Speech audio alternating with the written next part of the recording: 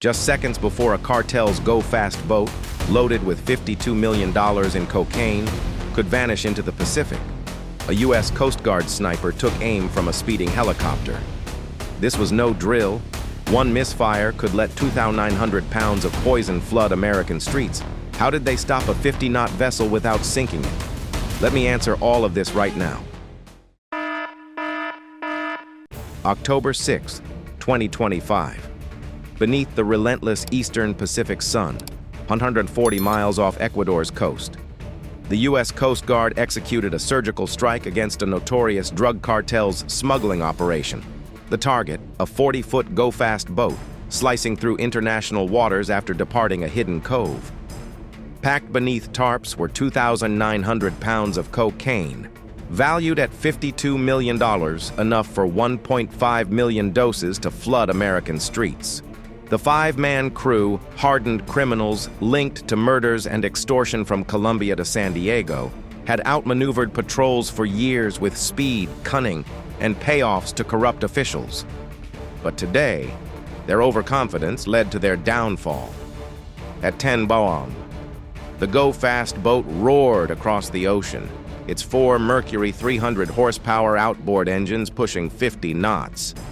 The sleek vessel, disguised as a high-performance fishing boat, concealed a darker cargo, 2,900 pounds of cocaine in watertight bales, a haul that could net each crew member $2 million after the cartel's cut. This was their 19th run on this route, a proven path greased by bribes and precise timing. The helmsman checked his GPS obsessively, steering north-northeast toward a mothership rendezvous off Mexico's coast. The crew bantered in Spanish, cigarettes dangling, AK-47s stowed but within reach. They knew the risks, Coast Guard cutters, Navy patrols, even drones, but their playbook had worked before. Their zigzag pattern, shifting course every 3-5 minutes, threw off surface pursuit by forcing chasing ships to recalculate constantly, burning fuel and time. The boat's 400-gallon fuel tanks were down to 200 after 2 hours at full throttle, guzzling 100 gallons per hour. 2 hours of fuel remained before they'd need to refuel or risk drifting dead in the water. 140 miles from shore. The crew's confidence stemmed from experience. They'd outrun slower patrols by sprinting at max speed, sacrificing fuel for distance. The open ocean felt like their domain, with no vessels in sight and clear skies overhead. The calm sea and unlimited visibility bolstered their belief in another clean escape. Retirement, luxury, or anonymity was just one drop away, but they were wrong. Their every move had been tracked for hours by an unseen predator. At 6 a.m., 25,000 feet above, a U.S. Coast Guard HC-130J Super Hercules began circling, its AN/APS-154 surveillance radar sweeping a 200-mile radius of ocean. By 8 a.m., the radar operator flagged the go-fast.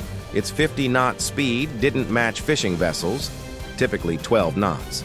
Its course avoided standard shipping lanes, and it lacked an AIS transponder broadcasting identity and position. 3 strikes.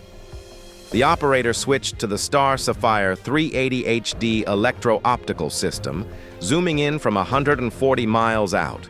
The stabilized camera revealed the tarps covering the cargo, the 4 outboards, and the crew's movements. By 9:45 a.m., the boat abandoned its erratic zigzags, running straight north-northeast, likely conserving fuel or growing cocky. That was their fatal error. The tactical coordinator relayed the data via encrypted satellite to the USCGC Kimball, a 4,600-ton Legend-class cutter 200 miles away. The Kimball's max speed of 28 knots couldn't close the gap, but the math was unforgiving for the smugglers. At 50 knots, they'd burn through their fuel in 4 hours. A helicopter could intercept long before that. Data also streamed to Joint Interagency Task Force South in Key West and DEA liaisons tracking cartel patterns. The smugglers' straight course made them predictable, and their fuel consumption made them vulnerable. The Coast Guard had been preparing for this moment, leveraging intelligence from months of surveillance on this cartel's routes, rendezvous points, and tactics. The smugglers were operating in the heart of a kill zone they didn't see coming. At 11 a.m., an MH-65E Dolphin helicopter lifted off the Kimball's deck, modified for airborne use of force by the helicopter Interdiction Tactical Squadron, HITRON. Powered by twin turbomecha aerial 2C2 engines producing 853 horsepower each. This wasn't the standard search and rescue Dolphin. It was a hunter, built for precision interdiction. The pilot climbed to 3,000 feet for optimal fuel efficiency and sped toward the intercept point. 20 minutes later, the co-pilot spotted the Go-Fast's telltale rooster tail, a half-mile wake from 4 outboards at full throttle. The smugglers' zigzags, textbook cartel evasion, were useless against a helicopter that could fly straight lines between intercept points. Cutting corners, the boat couldn't. The boat's tanks were likely down to 150 gallons, with the rendezvous 3 hours away. The Dolphin could fly for 4 hours and refuel on the Kimball if needed. The smugglers were running on borrowed time. The helicopter descended to 500 feet, approaching from the stern at a 500-yard standoff to avoid small arms fire. The co-pilot activated the long-range acoustic device, LRAD, broadcasting at 162 decibels, louder than a rocket launch. Stop your vessel. Prepare to be boarded. This is the United States Coast Guard. Rotor wash churned the sea around the boat, spraying water across the deck. The smugglers ignored the commands, banking on speed to reach shallow waters or friendly territory. With a $52 million payload and 20-year prison sentences looming, surrender wasn't an option. They didn't know HITRON had stopped 500 vessels like theirs since 1998, seizing $6.7 billion in contraband. These gunners were the elite, trained to shoot from moving helicopters in Sea State 4, rough seas with 20-knot winds, mastering platform motion, ocean swells, and wind deflection.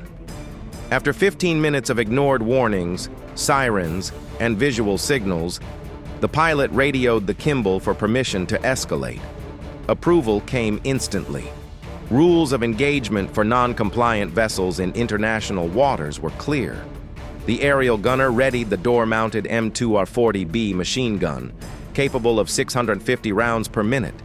A burst of tracers and waterspouts erupted meters off the boat's bow, the weapon's chatter echoing across the water. The smugglers pushed harder, swerving left and right, their outboards screaming at redline. Against a helicopter that could pivot faster than any boat, their maneuvers were futile theater. 3 warning bursts failed to stop them. The pilot called it, "Target non-compliant, immediate response authorized." The gunner switched to a Barrett M107 50 caliber semi-automatic rifle, a weapon of devastating precision. HITRON gunners train for months, firing 5,000 rounds to master shooting from moving platforms in rough conditions. The Barrett's 42-gram rounds, traveling at 853 meters per second with 11,000 foot-pounds of energy, could punch through an inch of steel at 500 yards. Aluminum outboard engines were no match. Using an EOTech 553 holographic sight and AN/PEQ-2 laser, the gunner, over 200 interdictions deep, synced his aim with the helicopter's pitch, roll, and yaw, compensating for ocean swells and wind. The first shot obliterated the starboard outboard's powerhead. Aluminum shards and oil sprayed as the engine disintegrated, dropping the boat's speed from 50 to 38 knots. The smugglers likely hoped 3 engines could limp to escape. The second shot hit the port outboard, severing fuel lines and seizing the engine. Speed fell to 25 knots. The boat began wallowing in the swells, losing agility. The third shot tore through the inboard starboard engine, reducing speed to 12 knots. The fourth shot destroyed the final Mercury, leaving the boat dead in the water, 200 miles from shore. The smugglers were stranded, their $52 million payload now a floating crime scene. the Kimball launched two 23-foot over-the-horizon interceptor boats, each carrying 6 tactical law enforcement team, TAKEDOWN, South officers in level fee armor with integrated flotation. Armed with M4A1 carbines, EO-Tech sights, and less lethal options, they were trained for opposed boardings in hostile conditions, moving at 45 knots in a pincer formation. The boats closed in. The lead operator, Barrett M107, shouted in Spanish, "Hands up! Get on your knees!" The 5 smugglers, surrounded by 12 rifles, moved to the bow and complied, lying prone. Resistance was over. The boat, now a stateless vessel under maritime law, was doused with accelerant and ignited with a flare. It burned for hours, a $52 million bonfire sinking beneath the waves. The crew and cocaine were transported to a U.S. port for processing. The seizure included 2,900 pounds of cocaine, weapons, and navigation gear tracing back to Cartel safe houses in Ecuador, providing leads to dismantle more of the syndicate. The operation disrupted a key artery of the drug trade, starving the cartel's financial lifeline. On October 6, 2025, the Eastern Pacific witnessed a masterclass in maritime interdiction. The Coast Guard dismantled a $52 million smuggling operation, removed 1.5 million doses of cocaine, and arrested 5 key players. The Commandant of the Coast Guard delivered a clear message from Washington. "This is a warning to anyone thinking they can outrun justice on our waters. Expect interception and defeat." The Pacific swallowed the wreckage, leaving behind proof of American resolve and the steep price of challenging it. What do you think? Will operations like this dismantle the cartels, or will they adapt and fight harder,